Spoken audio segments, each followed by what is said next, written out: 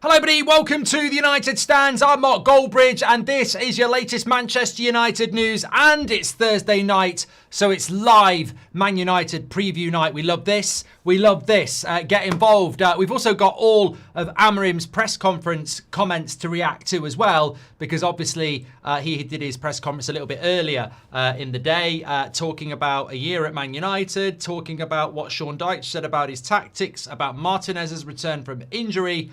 We've also got Jason Wilcock's comments about what Man United need to do in relation to more investment in the team and the profile of player they need to bring in. We'll talk all about that later, because of course we want to start off by talking about a massive game on Saturday afternoon that Manchester United can win, where that puts us in the table when we win, and how we can solidify and build on a very, very good run of results. Absolutely fantastic to get into. Very, very excited by it. Absolutely can't wait. And before we get into that, as also we're very, very excited to say that this video is sponsored by Huel. Really great. I've been using Huel for quite a while anyway.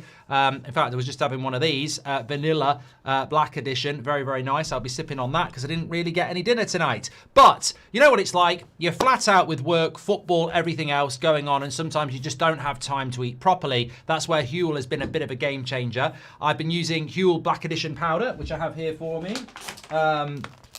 Comes in this big bag. It's full meal that gives you everything you need. 40 grams of protein per serving, no artificial sweeteners, 26 vitamins and minerals. It's packed with things like vitamin C to support your immune system and vitamin B12 to help reduce tiredness and fatigue. And what I like is how simple it is. I just add water first, then the powder, shake it up, and that's me sorted. You get 17 full meals per bag, so $1.79 per meal, which makes it incredible value compared to grabbing food on the go. It's great for those busy mornings before filming or match days. I can stay full focused without wasting time. If you want to try it, use our code US10 at uk.huel.com/US10, or just scan the QR code next to me, or go through the link in description to get £10 off your first order when you spend over £60.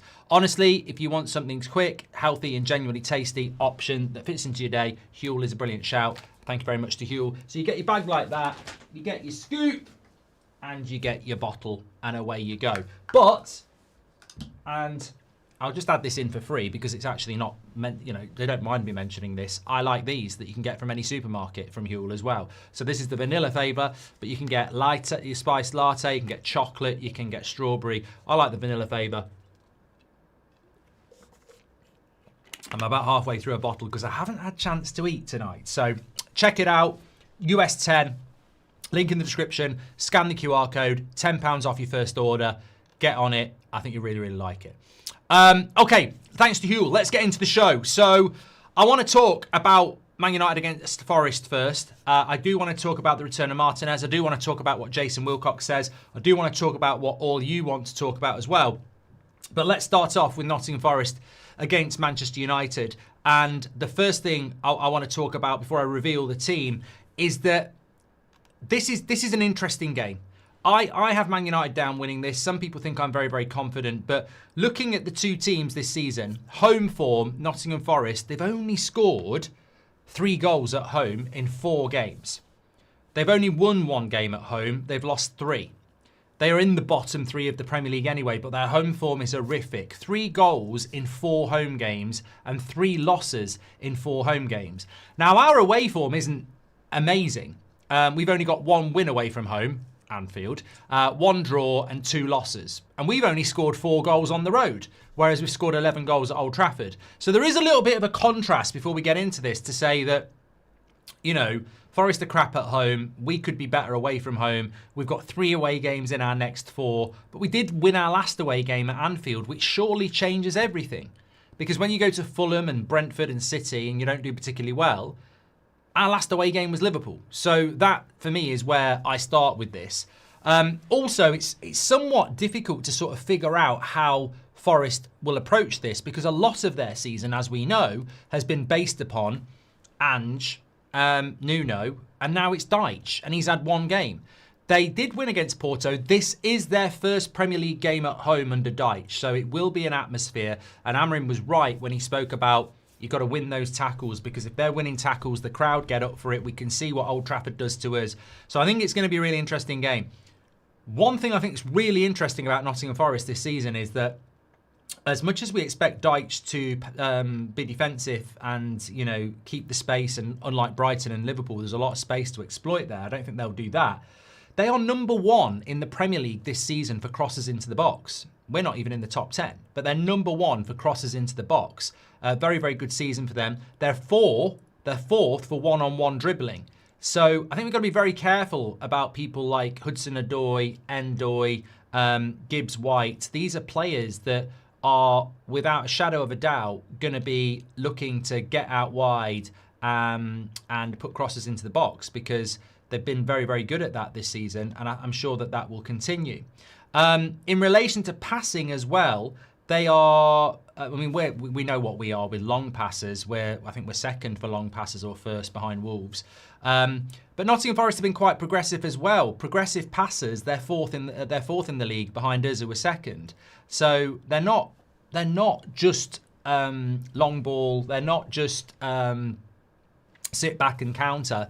They're not scoring many goals. I think that is something that is something that we definitely can exploit. I wanted to have a look at how many the league table is for shots on goal.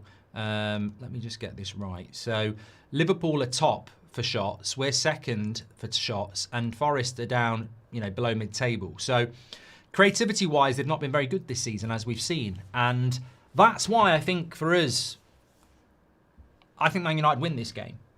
I think Manchester United win this game because I don't think Forest are very good at scoring goals. But the banana skin is Dyche. At the end of the day, I'm a bloody big banana skin. You know, that's what she said.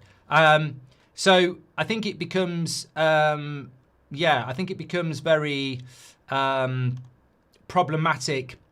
If you want to find problems, I think the problems could be in relation to just the unknown quantity that they could be, you know? And it's, look, you know what? It annoys me. Well, it doesn't annoy me. You're in a rock and a hard place, because I say we're going to win and people say you're jinxing it. And they're third from bottom in the league. So, of course, I'm going to go with the Manchester United win. Also, we're playing very, very well at the moment. But this is how I think we should line up. And I would say to Amorim, before we get into his comments from the press conference and what Jason Wilcox said, please don't make any changes. I mean, I'm not a fan of Dyche at left wing back. I'm not really a fan of the midfield, but don't make any changes. Like, we played really, really well up until the substitutes last year. And did you see the Maguire TikTok edit? No, you have to tell me what it's all about. Zaid says I think it'll be a draw, but I would just say don't make any changes. I don't think Maguire's going to be fully fit for it. We know Dorgu's fit, we know Mainoo's fit, Agate's fit, and it's very interesting what Amorim said about players deserving game time and not getting it. But I would just say don't tweak it. Don't tweak it. I mean, he did tweak a winning team from Anfield because Mount and Maguire didn't start. But I wouldn't change this team. The temptation might be to pick Harry Maguire if he's fit because of crosses into the box. They put a lot of crosses in. But I wouldn't change it. I really, really wouldn't. I'd go with it. It's interesting, somebody said, let's play Martinez at left wing back, Maddison.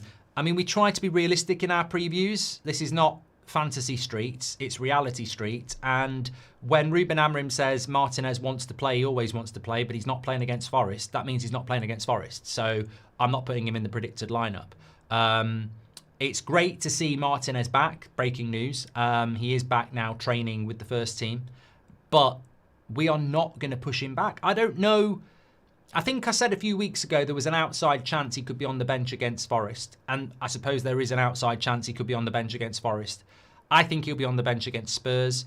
I don't think we're going to see him play properly until after the international break. And Man United might be doing that on purpose as well. I mean, I think Lisandro Martinez wants to play for Manchester United and Argentina because he wants to play football. But if we play him before the international break, Argentina have got license to pick him, and he travels halfway across the world. And if I was Man United, I agree with Alex. One, we shouldn't be rushing him back anyway. And two, we don't really want him getting called up for Argentina. But Martinez will want that. I ain't got a problem with that. You know, Martinez wants to play for Argentina. He wants to play for Manchester United. There's no issue with that. But there is an issue when he's had 2 major injuries in the last 2.5 years, and we can't rush him back. We don't need to rush him back. Luke Shaw's doing well. Aiden Heaven did well when he came on, and those 2 people play in Martinez's position. And even if they weren't doing well, Maguire can play there, Yoro can play there, Mazraoui can play there. So we don't need to. We've won our last 3 games in a row. I mean, there's been times over the last few months where we were desperate for Martinez to be back, but we don't actually. We are desperate for him to be back. We don't need to rush him back. And if I'm getting advice that, yeah, Martinez could be used, but if you could give him another 3 weeks, please do, I'll go give him another 3 weeks. And he might not want that, but I think that's absolutely what we need to do. But he's very, very close to being back. Max says a fast start is key on Saturday.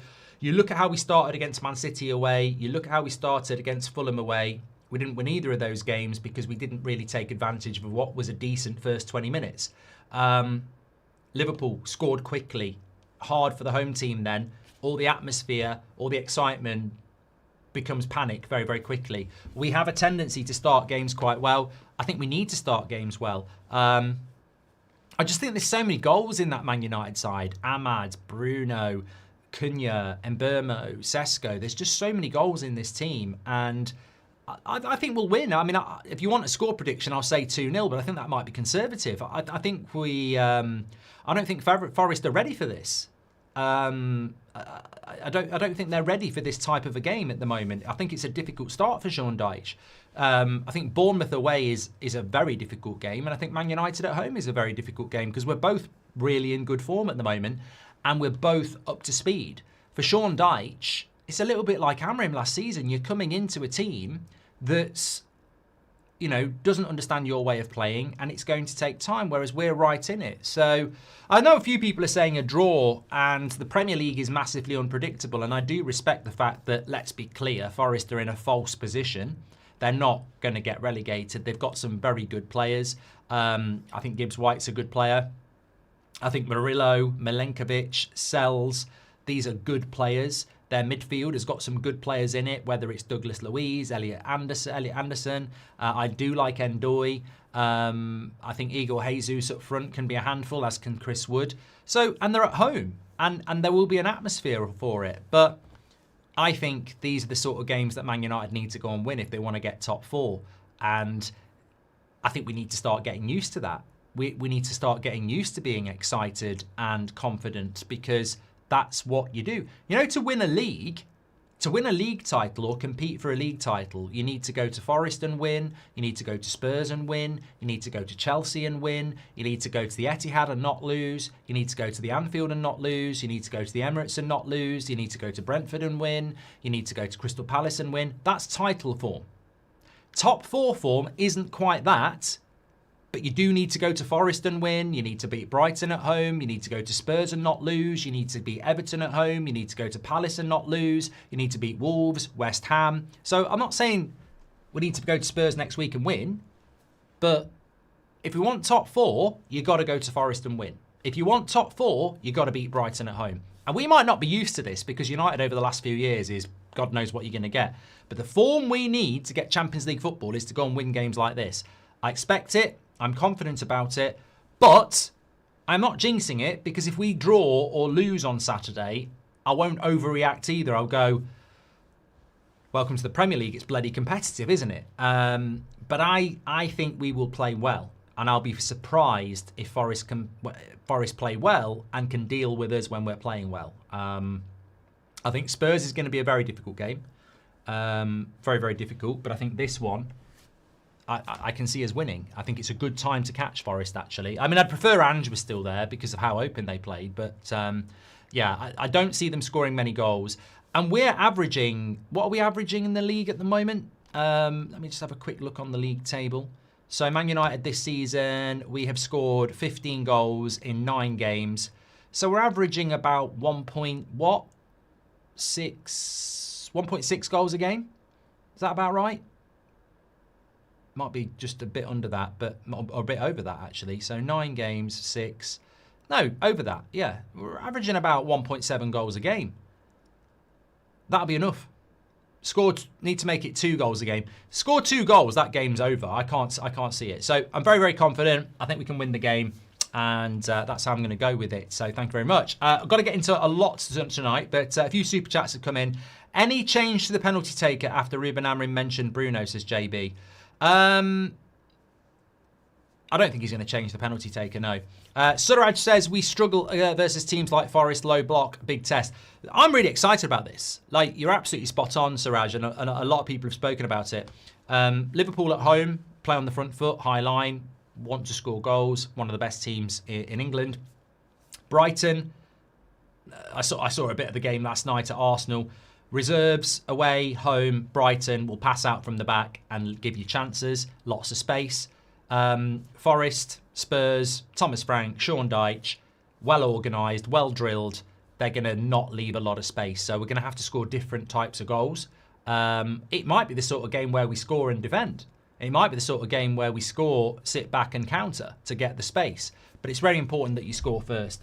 And it's a different type of goal. It's a different type of game, but we've already seen from the likes of Mbeumo and Cunha that they can score goals in, different types of goals in different types of situations, curling it round defenders, through defenders' legs. So it will be a different type of challenge in the next couple of weeks. But again, if you want to be in the Champions League, you've got to beat lots of different teams. We can't just wait for teams that are going to open up against us. Vibor says, I'm a bit sceptical about Forest, Liverpool and Brighton. We won the second ball higher up the pitch, kept low possession. Forest will give us the ball and we don't pass it around quickly to our forwards. Thoughts? Different type of game, Vibor. This is what I mean. I think we'll see a different type of United. N says, something so underrated is starting on a strong foot. We've won every game this season, scoring early in and lost drawn when we conceded first. Thank you very much. And hello from Estonia, says Mikia. Ruben's first year has been shit, but it is the fertilizer for the future. It can only get better from here. I love that. I've heard it before. Today has been shit, but let's use it as the fertilizer to grow something special tomorrow. And you've used it in a footballing sense. Well done. Anderson might play out his mind to get him bought, says JB. Well, I did want to mention Elliot Anderson. For me, Stiller and Anderson are my front runners at the moment for 2 signings we should make. Baleba last week and last night wasn't very good for Brighton again. Elliot Anderson, it's your chance tomorrow to get a good look at him, and it's Wharton at the end of November. So we're getting to look at these players. I think that, I expect him to do better than Baleba, but it's going to be an interesting game. I think it's going to be far more combative. I think the midfield battle will be quite interesting. Gibbs, White, Anderson, and maybe Douglas Luiz against Bruno, Casemiro, Shaw tucking in, and Cunha and Mbeumo. I think it'd be a good contest, but I think it'd be a good game. Hi Mark, just want to give a shout out to all the Jamaicans who've been affected by Hurricane Melissa as a Jamaican living in the US, says Carrie. Yeah, we mentioned it last night, and obviously it's an ongoing thing. Thoughts and prayers with everybody in Jamaica, of course. Another big natural disaster in that region, and a lot of rebuild there, but hopefully they'll get all the support they need there. Have you watched anything from footy? They've been on an insane run calling out the media bias on United. I've never heard of it, Mr. Pip.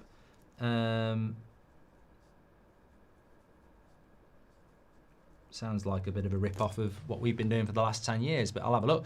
Do you think Semenyo could play left wing back? I'm not answering this question again. I'm bored of it. United comps. No, I'm not interested. We'll be all day with this kid. He ain't going to make it, says James. What are we talking about? Yeah, on Semenyo at left wing back, 1, we're not buying Semenyo, and 2, he doesn't play left wing back, and 3, it's October, and 4, we need midfielders, and 5, I'm bored of being asked about Semenyo at left wing back. Forest is the type of game where Cunha shines, says Tusha. Well, we've already seen that in the last few weeks. Mbeumo, Cunha, massive in these types of games. Andre Gomez says, I have a nasty feeling we might play Mount over Sesko, and Cunha will play as a striker. It's just a feeling. Hope it doesn't happen. It could happen. Yeah, it's a good point. It could happen, Andre. It could. Hair Dude needs United to beat Spurs, says Maz Rawawi. Thank you very much for that. Okay, I want to delve into Just very, very quickly, before I talk about some of the comments from Wilcox and Amorim, because there's some stuff there that I think we definitely need to get into. Let me just have a look at... sorry, I've just turned that on for a moment because I want to have a look at the top 10, which is there. And let's pause that. So, looking at the weekend, this is so exciting, right? This is something we don't do. I don't remember the last time we did this. I sort of alluded to it this morning. So what we're going to do now for the next few seconds is we're going to look at the league table and what could happen to us if we win. I mean, we just don't do this shit. I mean, this is something for big clubs. So what we're going to look at is if we win the game, we go to 19 points, which puts us into second place. Bournemouth are playing Man City. Spurs are playing Chelsea. Sunderland don't play till Monday night. Man City are playing Bournemouth. So Man City and Bournemouth are playing each other. Spurs have got a difficult game against Chelsea. And Sunderland don't play till Monday night. So one win for us on Saturday afternoon, we could be second, third or fourth. And of course, Bournemouth Man City isn't till Sunday anyway. So we have got to now say, like, the league table is very important in these previews. Also, on top of that, you look at who's behind us. Liverpool and Villa play each other. So we're gonna, if we win, we're gonna make breathing space between them. Chelsea go to Spurs. Could be breathing space there as well. So this needs to be spoken about because we're never in this position anymore. Well, we are now. This is why we need to win this game. We can't just look at games now as, oh, it's a difficult game at Forest.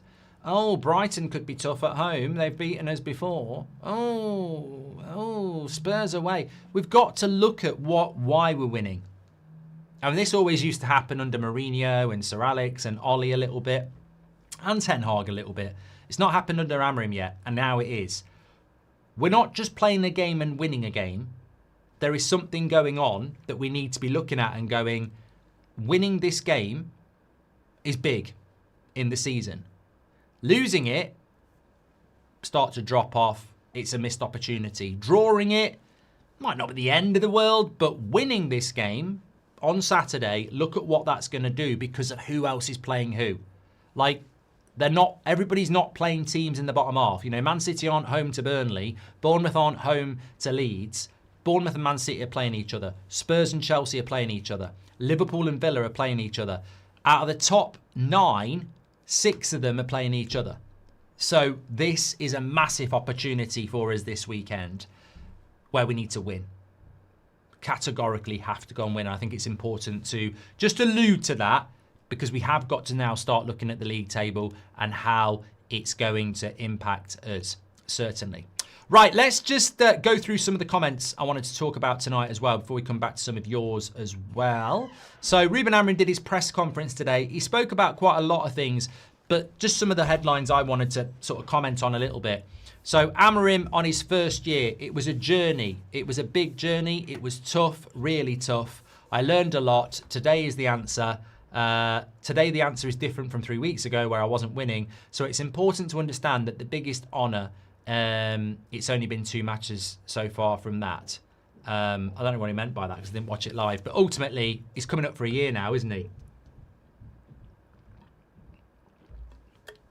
So I think that when you look at it,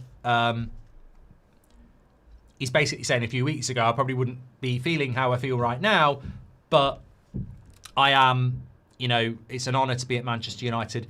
And as, you know, as we all know, we are approaching that year. And the reason I wanted to mention it, because someone in the chat said it's a bit of a nothing comment. The reason I wanted to mention it is because we're coming up for a year. But as we were talking about a couple of days ago, personally, and I'm allowed to say this, I couldn't give a toss about the year. He was thrown into a ridiculous situation as a basic interim until May. For me, Amorim's job started at the start of this season. So you can take your 35% win ratio, you can get your tuba lube and you can rub it up, shove it up your arse. For me, his win ratio is 55% based on this season, and that is all I'm thinking about. I don't see the point in the year, and I'm sure we'll get a lot of articles coming up over the next few weeks about, a year of Amorim. I might be in the minority, but I feel a lot better about it.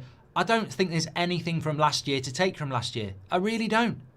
I think it was a bit like walking into a horse's stable that's been shat in for years, and all Amorim did is clean it out. I don't think, it stunk of shit. It was full of shit, and he cleared it out. This season is about, building it and making it nice again, and putting new hay down and making it a home. I don't see I know it's part of the journey and you can't ignore it, but basically, I remember saying this a few months ago. If Ole Gunnar Solskjaer did 3 years of damage, why does it not take 3 years to put it right? And if Ruben Amorim comes into a football club that's had years of shit, why would it take... Surely there's got to be a period of time where you're clearing shit. And he still will be doing that before you can start... There's no point in putting hay on top of piss and shit, because it's just going to stink of piss and shit. I had a childhood of cleaning out stables. My mum liked horses, so I understand this. And I was quite lazy, because she'd say, can you go and clean that stable out and I'll give you a £5. So I'd go in with a load of straw and break it up over the top of all the shit and stuff and go, look how clean it is. And she'd move it aside and go, there it is, there it is, there it is. Because you can smell it. The way to clean a stable out is to take the shit out and the pissy straw, give it a rinse and put new straw down. It takes longer. It takes you a lot longer, but that's the proper way of doing it. Lazy people put the straw down on top and try and hide it, but the shit will come through. And I think the first bit of Amorim's time at Man United has been shoveling out the shit, which you have to do. And it's a dirty job, and you end up being a bit shit yourself. That's the only thing I think about from when he started a year ago to the end of the season. But the real journey start this season. So that's how I look at it with Amorim, certainly. Also, he had this to say as well. On Forest, I watched their last match. I watched the match against Porto and Bournemouth. The style of play is similar with different characteristics. They've got talents like Gibbs White, Anderson and Hudson-Odoi, very good players. It will be a different from Brighton, where we had space to play. We won't have that space. We need to understand that we're not the same team away and at home. So we must improve our way of controlling the environment. Every tackle is an important moment, so we must play better away. We are ready for a difficult match. And look, if you want a couple of paragraphs from the manager to summarise this game, I think he summarises it perfectly well. I think it's going to be a very different game, and it's going to be a very atmospheric game, and we need to be on our game to do that. And I think at times we are going to have to accept that we're going to have to roll our sleeves up and defend well. Also, this was quite interesting as well. He spoke about the AFCON, and he said, in relation to Ahmad and Mbeumo, we're going to struggle a little bit, but we already knew it's going to be an opportunity for other players as well. When I'm watching the training, there are players that should be playing. So I thought that was quite interesting as well, because it's very encouraging, isn't it, that he is saying that we have got players that are performing well in training who aren't getting game time. And we can all guess who that is. It could be Mason Mount, although he is getting game time. It could be Mainu. It could be Dorgu. It could be Mazraoui. It could be Xerxes. It could be Agate. I would imagine it's I'm just going to say this. I actually feel like Mazraoui is massively unlucky. Like, massively unlucky. I think he is such a good player. We talk about Dyche, but Mazraoui was right up there for me. I mean, he is Mr. Consistent. He is such a good player. I can't believe he's not starting for Man United. In a way, it's brilliant because it just shows the depth, but he is so unlucky not to be starting. I mean, I don't know who Amorim's talking about, but I would hazard a guess he's one of those players that deserves to be playing but can't. He's such a good player. Savage says Maguire, Agate as well. Look, I think Agate's done well this season in cameos, but Casemiro and Bruno are the best. Mazraoui's a fantastic player, but we all want to see Ahmad at right wing back, and Yoro, Dyche, sure, they're doing a good job. So it's hard to get Mazraoui into the team at the moment. It really is. I mean, I suppose Mazraoui's best position is right-sided centre-back, where Yoro is. So it's really difficult. And that's where, Maguire pushes Dyche there if Maguire starts as well. So real competition for places. And we just don't have enough games. People want to talk about Mainoo and Xerxes. What about bloody Mazraoui? Where is Mazraoui going to get minutes? And I'm not saying this from a point of view of pick Mazraoui. I'm just saying, what a quality player that we can't get into the bloody team. You know, I'll whisper it. I'd rather he was playing in the midfield instead of Casemiro. I'd rather he was playing left wing back instead of Dalot. I would. I'd rather both those things. I'd like to try Mazraoui where Casemiro is. I'd certainly like him playing instead of Dalot at left wing back, but that's not going to happen. He's very unlucky not to be in the team. But it's nice to see Amorim acknowledging that those problems are there. He was also, I quite liked this. He was also asked about what Sean Dyche said about the, we were talking about this the other day about Sean Dyche saying that Ruben Amorim at the end of last season, he feels that if he was in charge of Man United, he'd get better results with a 4-4-2. Basically, Amorim said this. First of all, maybe it's true. Maybe if we play 4-4-2, we do win more. But I've always said I have a way of playing that is going to take a while. And I think we all knew that Ruben Amorim would be asked that question. Absolutely. But the answer is just so simple. All these Amorim outers that were and the media that were talking about he needs to change. I mean, you know what? We haven't even spoken about this. As a community, we haven't even spoken about this, really. Where's the apology for Ruben Amorim? Where is it?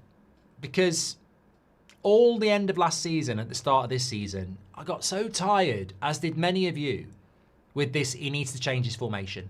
He needs to change his formation. It's the system, he needs to change the formation. And you'd be there going, we got Ten Hag sacked playing a 4-3-3. And now people want Ruben Amorim to play a 4-3-3, which he doesn't play. We need to change the system, we need to change the formation. Where is everybody now about that? Where is the demand for a formation change now? We've been to Anfield and won. We've beat Sunderland. We beat Brighton. I think we'll win on Saturday. Where are all the formation people now? Because it was never about the formation and the system. It was never about that. If it was, we'd have won. We'd have won with Ten Hag in a 4-3-3. This has just always been exactly what Amorim said. Maybe we would have won more games with a 4-4-2.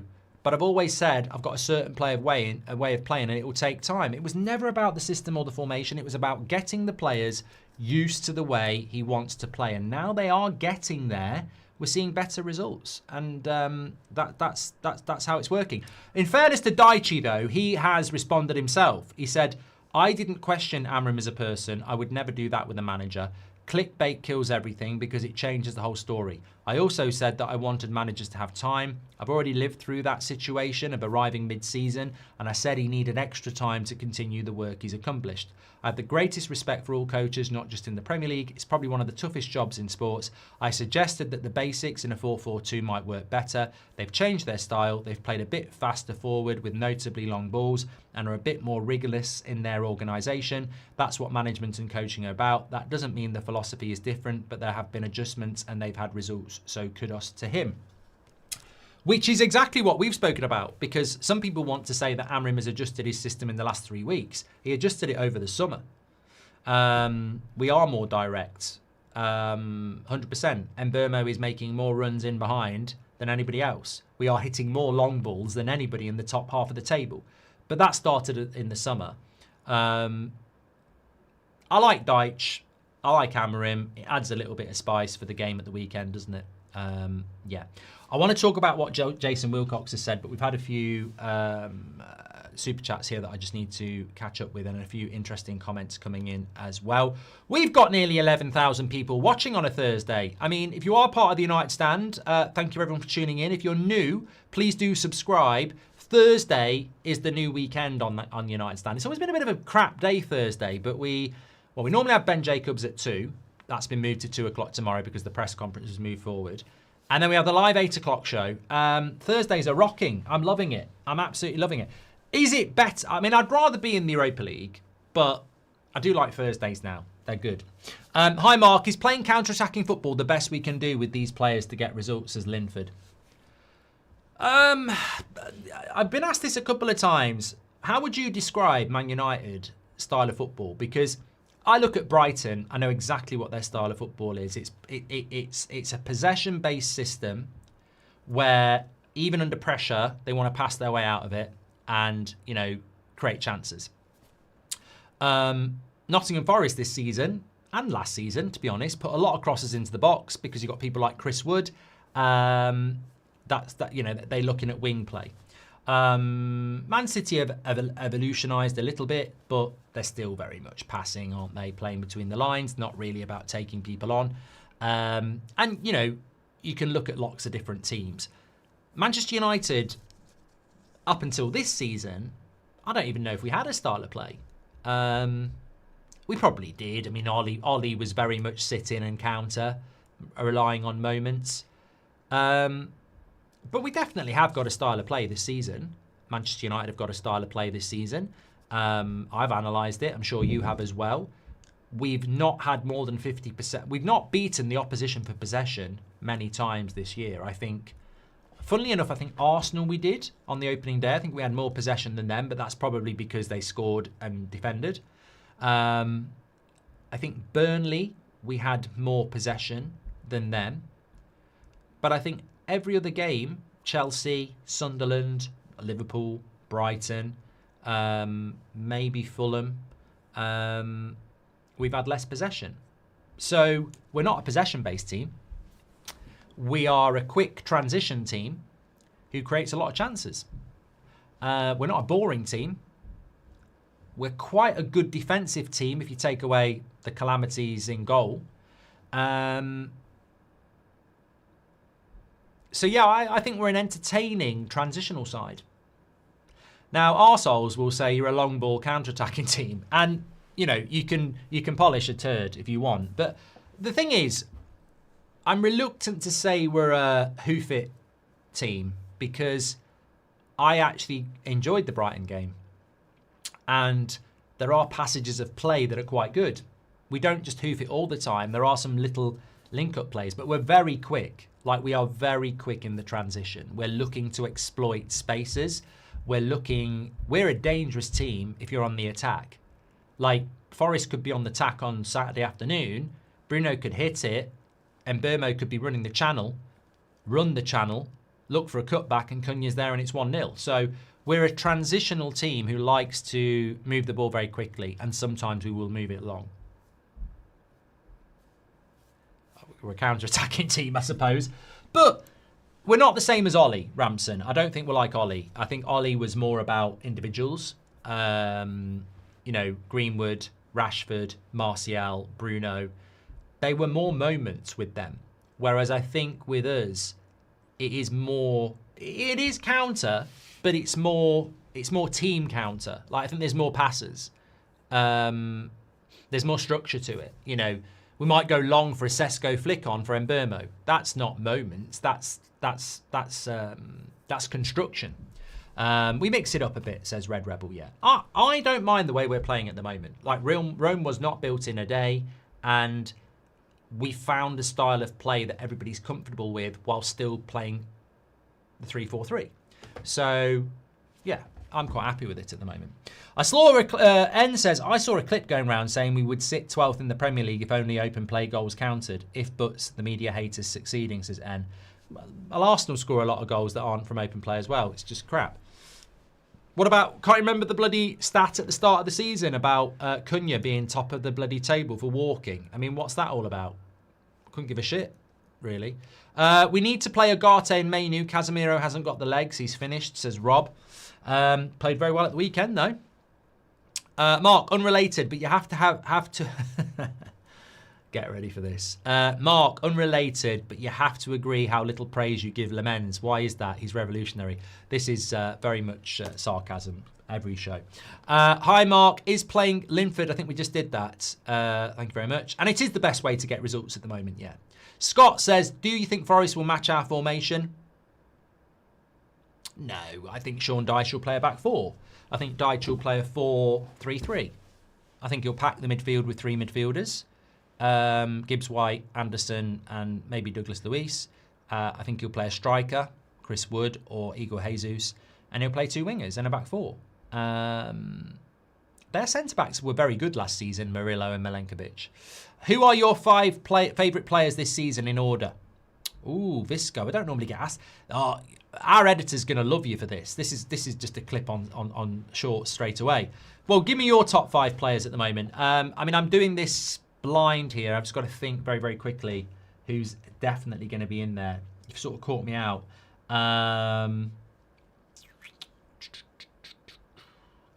Definitely you, and I'm going to put Lemens 5th because I think it's so transformative to have a goalkeeper. I know he's only been here for 3 games, but I think having a goalkeeper who instills confidence in the team is big. I nearly put Mason Mount there. Lemens 5th. I think Lenny Yoro 4. Brilliant at the start of the season. Very unlucky to be out of the team and brilliant since he came back in. Number 3, Cunha. Again, bit of an up and down start, but I think especially the last 2 games. I thought Liverpool, he was immense. I thought last week he was immense. Very, very important player for us. Number 2, Mbeumo. What a signing. What a player. Just doing what he was doing at Brentford in a Man United shirt. Incredible. And then De Ligt, number 1. I think he's been our player of the season. He's been rock solid, Mr. Consistent. Fantastic player. Notable shout-outs from Mount. Notable shout-outs for Ahmad. I think recently he's been very, very good as well. I actually thought Dorgu was doing quite well at the start of the season. Bruno's had a few good games. But yeah, I think that would be my top 5, yeah. And it's great that you have to think about that sort of stuff. If you could put one Man United legend in this team, Gabriel, Roy Keane. Why is playing long balls considered bad nowadays, says Jovi? I don't think it is. I think a lot of people are going direct. Look at the long throw-ins. It's not about a title race, says Dayan. It's about staying consistent and maintaining what we've built over the previous 3 games. Yes. But you do have to look at the league table because we want to get Champions League football. It's the perfect opportunity for top 4 need to win, says Daniel. Dayan, welcome to the Members Club. Thank you very much. Appreciate that. I have a super chat coming in here from Nick P. I just want to read, and then I'm going to tell you what Jason Wilcox had to say because it's very interesting. Nick P says, such a hard balance for Amorim to strike this season. Players with lack of game time due to our lack of games with the backdrop of the World Cup where players want games, yet we need backups for injury. I think this is a great point, you know, and I use Mazraoui as an example again because everybody always wants to use Mainu and Xerxes. Mazraoui is a fantastic player not playing football. It's criminal. But you can't blame Amorim. Amorim knows how good Mazraoui is, but what's he supposed to do? We've got 1 game a week. He can't get him even half an hour. And if he doesn't play against Forest, he probably won't play against Spurs. So that's no start in months. Like, we haven't got enough games. If we were in Europe, Mazraoui would be playing a game a week, but we're not. So you're trying to keep a squad happy, but you're trying to win games as well. It becomes a problem in itself. A lot of people say it's a big positive to have only 1 game a week, and it is. But the headache is, how do I give minutes to people who deserve it? You know, it's a good problem to have, but, you know, it is also a problem. Emily Derry says, the training we did in the summer in the clips with the integrated running between drill stations was a big factor for this. Running with purpose and build between skills and technique. Thank you, Emily. Hope you're doing well. Happy to be here. Love from Texas, says the Space Cowboy Experience. Hope you're doing well. I'm absolutely starving, so I'm going to have another sip of this. Sorry.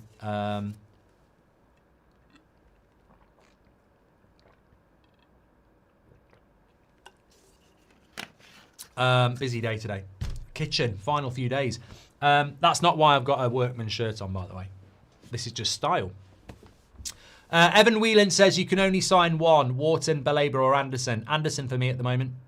Yeah. I mean, that might change over the coming months. This is the great thing. We've got so many months to decide who we go for, but at the moment, it's still an Anderson for me.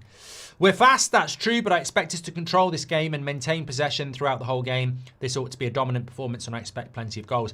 I like what you're saying there, Andre, because we haven't been a team that has a lot of possession this season.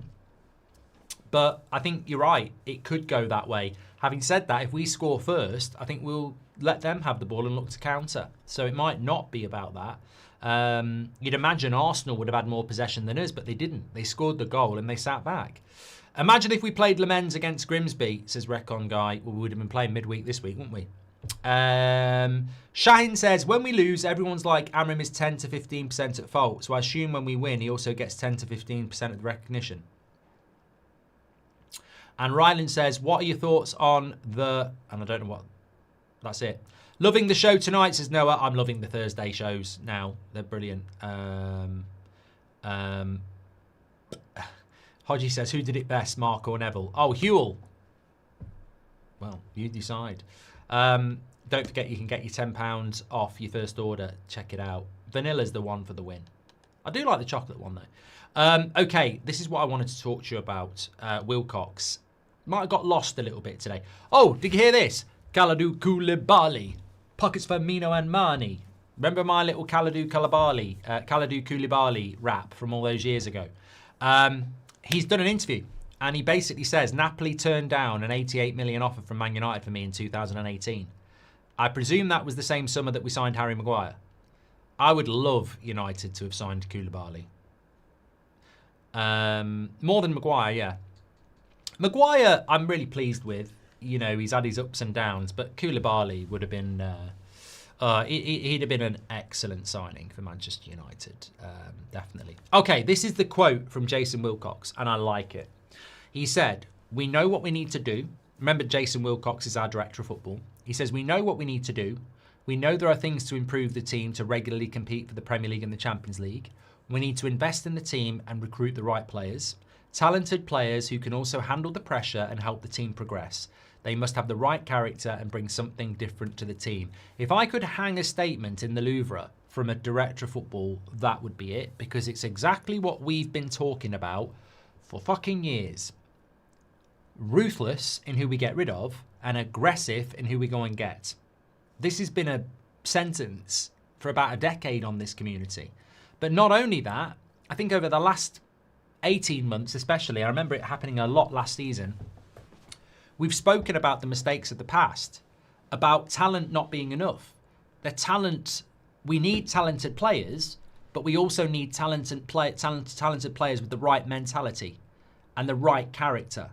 And they've got to bring that to the team instantaneously. Because we can all name players that were very talented that came to Man United and fell off. And people will want to talk about Sancho, but what about Memphis Depay?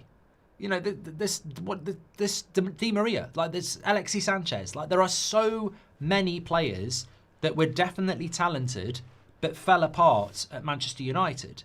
And I think that to me is music to my ears, that we've got a director of football. And look, I'll hold him to that. I'm sure we all will. Rob Adams, we didn't ignore your super chat. We read it out. I don't have to comment on every super chat. I read it out. Everyone else gets to hear it. I disagree with you about it, but I don't feel like it was a good enough point to spend 5 minutes talking about it. I don't think Mainu and Agate should be starting ahead of Casemiro at the moment. Amorim got it right. But going back to Jason Wilcox's comments, it's all the right things. It's all the right things. Like, we know what we need to do. We need to improve this team to get in to win the Premier League and the Champions League. We need to invest in this team and recruit. And we need talented players with the right character. All the right things said. The cynic would say, why didn't you buy a midfielder in the summer then? If you know you need it, why didn't you do it? And that's always going to be the problem. You can have a CEO, you can have a manager, you can have a director of football, and they say all the right things, but then the club don't do it. And as Alan Majorbank says, action speaks louder than words. Why didn't we get the midfielder in the summer? Why didn't we get the goalkeeper in the summer? Why did we wait until the last day of the window to panic buy a goalkeeper? And I'm not saying Lemens is a panic buy. What I'm saying is we could have bought him in June. Why didn't we go for him in June? Why did it take till the very last day of the window? Why didn't we get a midfielder? So I like what Wilcox is saying, but we can't bury our head in the sand and go, la, la, la, la, everything's great. We did some good things in the summer, but we ignored some other things as well. So it's encouraging that we've got a director of football that understands exactly what we need. We've had directors of football in the past who bought a talented player with the wrong character. It's encouraging that we've got a director of football saying we need to recruit, we need talent, and they've got to have the right character. Absolutely, but recruit then. Let's do that recruitment now, because that's what we need to keep doing. But I like the fact that those criteria points are there. And maybe it was said 10 years ago. And maybe it was said 5 years ago. But I don't know that it was. And if it was, they didn't follow their own advice. There is such thing as a Manchester United player. Mbeumo is a Manchester United player. Cunha is a Manchester United player.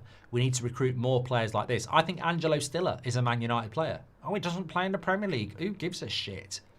Like, a lot of players didn't play in the... Bruno Fernandes didn't play in the Premier League. He's still a Man United player. So, I think Angelo Stiller is a Man United player. Not so sure Belabor, Wharton or Anderson is yet, but I think Stiller is. And there are plenty of other players like that as well. So, I want to see this recruitment strategy continue. They say all the things but never give the action, says Recon Guy. Wilcox's hand are tied by the dumb owners. Well, I was just about to say that, Andy. The director of football can say all the right things, but if he doesn't get the funds to do it, his hands are tied. Absolutely. What are you expecting out of Anderson on Saturday, says Tyler? I predicted that Belabor would play shit. In fact, if you remember last week's Thursday night show, I was in the minority when I said if I was Hertzler, I wouldn't pick Belabor for that game. His head's not in it, and it wasn't. I think with Anderson, you'll get something very different because he's not desperately coming to Manchester United. Belabor wanted Man United, he didn't get the move and he can't deal with it. Anderson may not want to come to Man United. He may want to come to Man United but not be that bothered about that at the moment. He may be thinking about Arsenal or Liverpool or going back to Newcastle. So I think he will put in a better performance on Saturday. And I think we'll probably see the sort of performance you should get from a player that you might be interested in. Why would they drop levels because they might be playing for Man United in a year's time? I think he'll put a performance in. But I don't think it'll be enough, but I think he will. Why do you think Stiller's a United player, Mark, says Emil? Well, watch the show last night because I haven't got 20 minutes to go through it again. But he's the talisman of Stuttgart. He's 24. He has very, very similar traits to Bruno in relation to his forward passing and is actually playing more passes than him. But he can tackle. He is good in the air. He is tenacious and he is a midfielder. And I think Man United needs somebody in that position that can be the next Bruno. Not necessarily as a midfielder, but a player that can come in with that aura. And I think he's got it. And I don't even think we'll get him. I'd like to think we'll get him, but, you know, Toni Kroos wanted him at Real Madrid. Like, I think he could end up at, like, a very big club, like, bigger than us at the moment, like Champions League, going for titles.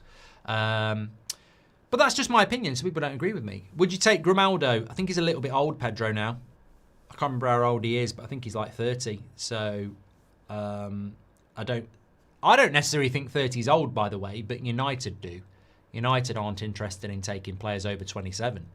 I'd be very surprised if we signed a player over 27. No, leave it at that. At all. Would you sign Mateta as competition for Sesko, says Evan Whelan? I don't know. I don't. You know, we do need to bring another striker in. I don't know what the profile is going to be. Do you go for someone like Mateta? Or do you go for someone a little bit younger? But we will need to bring someone in. Vincent Weasley Potter says Amorim's revolutionised Donut FC, bypassing that hole in the build-up and hitting the channels, building off second balls. It's dangerous and suits everyone. You know what? This is what I'm sort of alluding to. That midfield is still a weak spot for Manchester United, but if you bypass it, i.e. you don't try and play through it, then you solve the problem, and he has done. Amrim's, thank you very much. Noah says, I've told my girlfriend I'm going to propose if we win the Premier League. Do you think I should start to save for an engagement ring? I'm not going to change. I'm I'm not going to change my opinion on Man United winning a Premier League title just because we've won 3 games in a row. I don't think we'll win the Premier League in the next 5 years. I'd love to be proven wrong on that, but I'm not going to change that. Like, if you'd said to me a month ago, are Man United going to win the league in the next 5 years? I'd have laughed. So I'm not going to change my mind after 3 wins, because in another month's time, that might be a laughable statement. But let's hope it is the start of something. I really do hope it's the start of something. Daniel says, what are your thoughts on rumours Xerxes wants to leave in January? As I said this morning, Daniel, I think he's got every right to say that he wants to go and play football. And I suppose we'll have to cross that bridge in January. They all say these things but never give the action, says Recon Guy. Thank you very much for that. Sorry. Okay, that's great there as well. Bruno reminds me of when we had Pogba playing deep instead of playing as the number 10, says Brandon. And if they don't win it in 3, Ineos and the Glazers have to be removed, says the little Persian. But remember, we'll be starting the stadium soon, and once the stadium starts, the Glazers and Ineos are here till the end of that, aren't they? So, you know, whatever this is that's starting now, I'm hoping that it can, you know, build into something more sustainable in the future, because I think we're probably stuck. You know, no one's talking about the takeover in the UAE at the moment, are they? Because we've won 3 games in a row. So, okay, well, what a show tonight. Absolutely loved it. Really loved these Thursday night shows anyway. And you've been absolutely brilliant. Great to have so many people tuning in as well. 8 o'clock shows for the win. I'm back with you on the morning show at 10 o'clock tomorrow morning. We've got Ben Jacobs, who's moved from today to tomorrow. So all the Stiller stuff, all the sales stuff, all that we'll be able to cover. And Terry's with you at 8 o'clock tomorrow night with his Friday night show as well, because I'm doing Dortmund against Augsburg, live match coverage on That's Football tomorrow night. But I'm with you at 10 o'clock tomorrow morning. And of course, Saturday is match day. Make sure you smash a like on your way out and subscribe. If you're not watching live, get your comments in below. Or if you are watching live, you can still come back and try and get the top comment, as I know some of you do. Always like to read those. And don't forget, Huel. Fantastic to be sponsored by them today. It's been a nice little snack for me today, because I've been very busy. I haven't been able to eat properly. So check it out. Use the code US10. You get £10 off your first order. Give it a go. Thanks everyone for watching. Take care. I'll speak to you on the next one.